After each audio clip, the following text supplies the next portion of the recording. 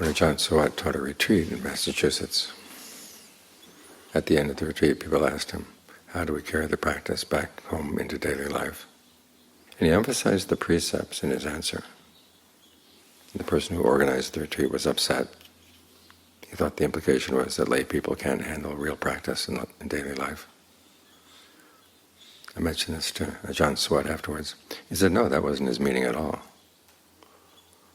The practice of the precepts is an important part of the meditation. That and having right view.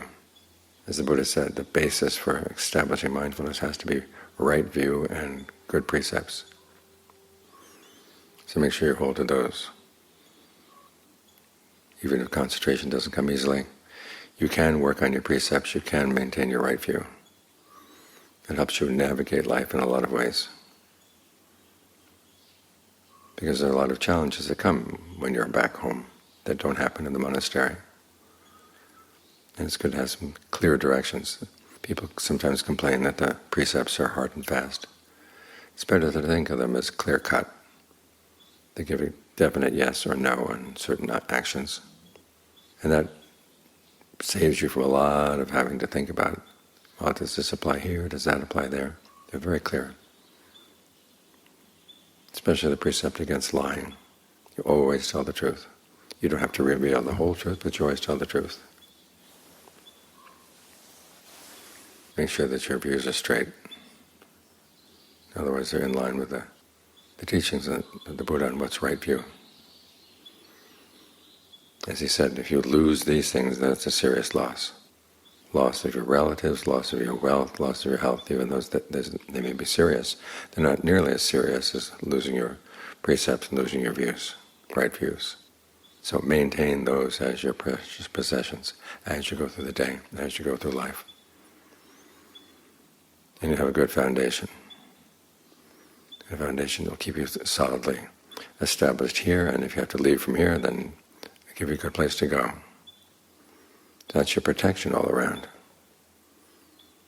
So don't see the precepts as a lowly practice. After all, they teach you integrity. They teach you harmlessness. They teach you to be mindful of what you're doing, alert to what you're doing, to be ardent in trying to do it right. All of these are good qualities of the mind. Remember, the word for meditation in Pali, bhavana, doesn't mean sitting with your eyes closed, it means to develop. As long as you're developing these good qualities, you're meditating. So meditate all the time. As we sit here in formal meditation, we try to keep our minds under control. Well, keep your mind under control as much as you can when you go out, knowing there are certain pathways of thought that just are not going to be good for you no matter what.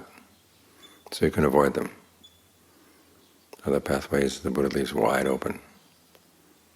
And when you work on the path, you're not taking anything away from anyone else. Most of the things we aspire to in the world require that somebody gets them and somebody else has to lose them.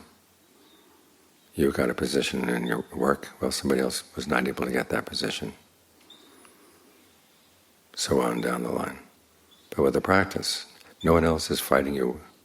You don't have to fight to get your breath. You don't have to fight to get your precepts away from somebody else. They're yours to begin with. Your thoughts, your words, your deeds, they're yours. Work on perfecting those. And you don't have to come into conflict with anyone. When that's your source of happiness, it's entirely inside.